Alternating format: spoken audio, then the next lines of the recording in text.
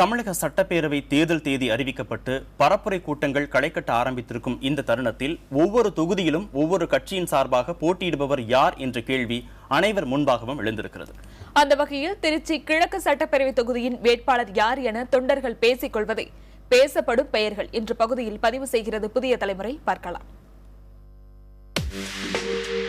மலைக்கோட்டை மாநகரம் என்பன உள்ளிட்ட பல்வேறு சிறப்புகளை கொண்ட திருச்சியின் கிழக்கு சட்டப்பேரவை தொகுதியில் அதிமுக சார்பில் திருச்சி மாவட்ட செயலாளரும் அரசு கொறடாவும் தற்போதைய சட்டமன்ற உறுப்பினருமான மனோகரன், திருச்சி மாநகராட்சி துணை மேயர் சீனி, நரம்பியல் சிகிச்சையில் புகழ்பெற்றவரும் முன்னாள் அரசு மருத்துவருமான டாக்டர் அலீம் ஆகியோரில் ஒருவர் வேட்பாளராக வாய்ப்பு கிடைக்கும் என கூறப்படுகிறது.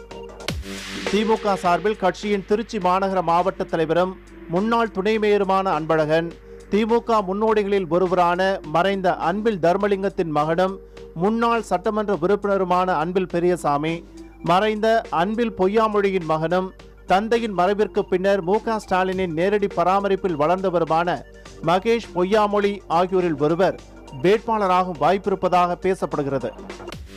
தேமுதிக சார்பில் கட்சியின் மாணவர் அணியின் துணை செயலாளர் வெங்கடேஷ் கண்ணன், கட்சியின் மாநகர துணை செயலாளரும் திருச்சி மாநகராட்சியின் ஒரே ஒரு தேமுதிக கவுன்சிலருமான சங்கர், திருச்சி வடக்கு மாவட்ட செயலாளர் நடராஜன் ஆகியோரில் ஒருவர் வேட்பாளராகும் வாய்ப்பிருப்பதாக தொண்டர்கள் மத்தியில் பேசப்படுகிறது.